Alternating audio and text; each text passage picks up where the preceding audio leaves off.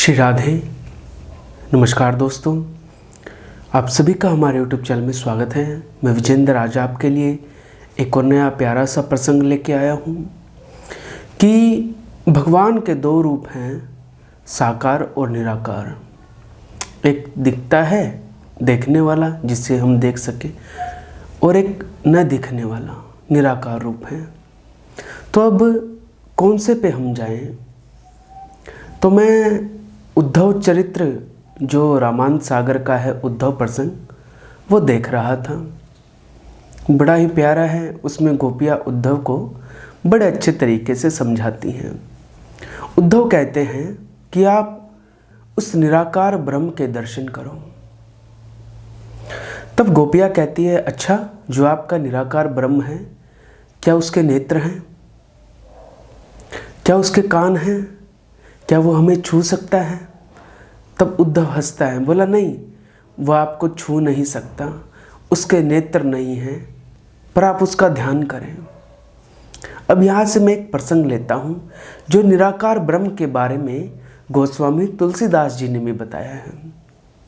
गोस्वामी तुलसीदास जी ब्रह्म के बारे में लिखते हैं कि बिनु पद चलहि सुने बिनु काना, कर बिनु कर्म करे विधि नाना। कि वो बिना पैर के चलता है, बिना कान के सुनता है, बिना हाथ के सब काम करता है। आनन रहित सकल रस भोगी, बिनु बानी भक्ता बड़ जोगी।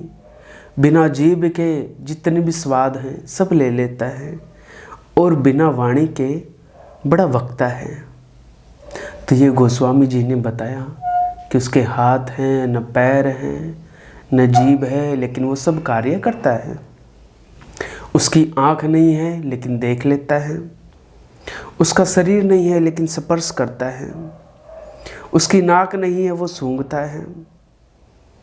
इस ब्रह्म की महिमा बड़ी ही अलौकिक है। देखिए गोस्वामी जी ने बताई। तो जो लोग ध्यान मार्गी हैं, अब जो दिखे ही ना उसका ध्यान कैसे करा जाए, ये थोड़ी सोचने वाली बात है। फिर मैं आपको लेके चलूं श्रीमन वल्लभाचार्य जी ने। हालांकि गोस्वामी तुलसीदास जी ने ये ब्रह्म के बारे में लिखा है, लेकिन राम के बारे में तो बड़ा अद्भुत वर्णन है। एक एक उनकी भुजाओं के बारे में, उनके रूप के बारे में बड़ा गजब का वर्णन किया है। अब मैं लेके चलूं श्रीमन वल्लभाचार्य जी। जिस ब्रह्म की, ब्रह्म तो क्या कहें, जिस कृष्ण की श्रीमन वल्लभाचार्य जी ने बात कही है। क्या बोला? अधरम मधुरम।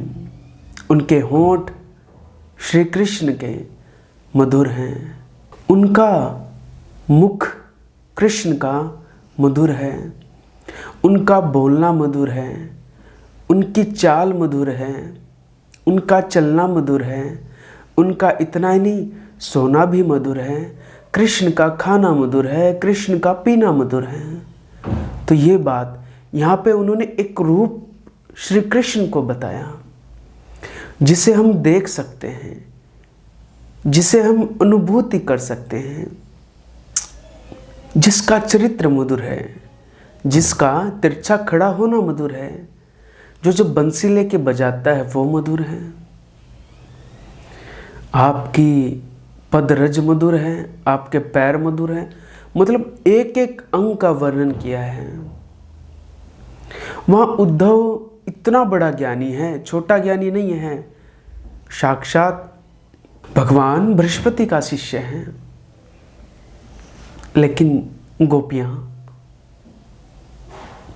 अनपढ़, किसी विद्यालय में पढ़ने नहीं गई,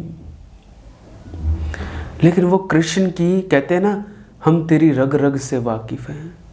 वो कृष्ण की रग रग से वाकिफ, जानती है कि उसे क्या पसंद है। उसे प्रेम पसंद है, एकमात्र प्रेम। और मैं आपको लेके चलूं, मीरा जी ने भी तो यही कहा, मुझे कृष्ण चाहिए, मुझे गिरधर गोपाल चाहिए, लेकिन कौन से? बहुत सारे होंगे, द्वारिकाधीश नहीं चाहिए। कहा कि जहाँ के शीस मोर मुकुट, मेरो पति सोई, जिसके सिर पर मोर मुकुट है, हमें तो वो कृष्ण चाहिए। हमें वो राजा महाराजा अधिराजा ब्रह्म निराकार ये वाला कृष्ण नहीं चाहिए भैया, जो हमें देख ही ना सके, जिससे हम बात ही ना कर सके। गोपियों ने कहा ना उद्धव, जिससे हम स्पर्श न करें, जिससे हम बात न कर सकें, जिससे हम छू न सकें, जिसके लिए हम श्रृंगार न कर सकें, ऐसे ब्रह्म को लेके हम क्या करेंगे? ऐसे ब्रह्म को तो तू ही रख। और क्या कहा कृष्ण ने कि हमें भुला देना, उनसे जाके कह देना आज के बाद ये बात न बोल दे, भुला देना। आना है तो आए, स्वागत, हम इंतजार में बैठे हैं, कहकर गए थे कि आएंगे। अब देखिए कृष्ण की निष्ठुरता, कह के तो चले गए ब्रजवासियों को, माता पिता को, मैं जरूर आऊँगा, लेकिन कभी गए नहीं, एक झूठी दिलासा दे गए।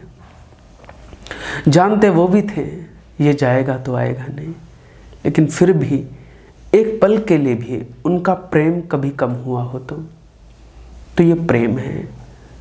और प्रेम उस कृष्ण से हो तो बात ही अलग है।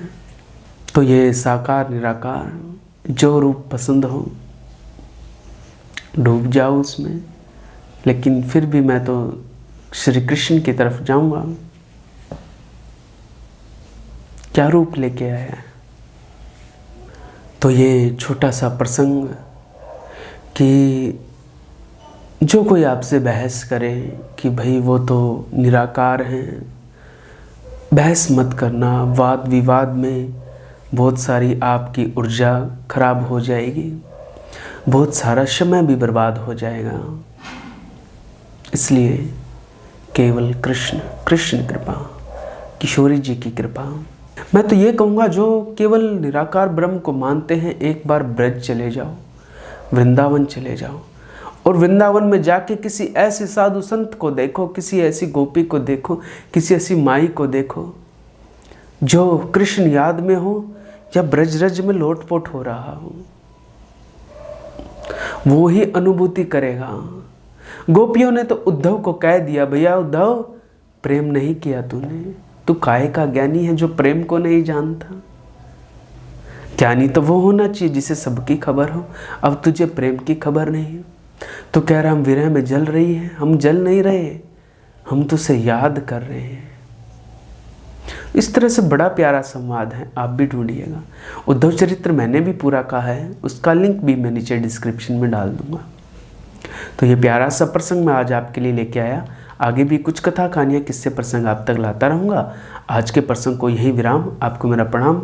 जय श्री राम, जय जय श्री राधे।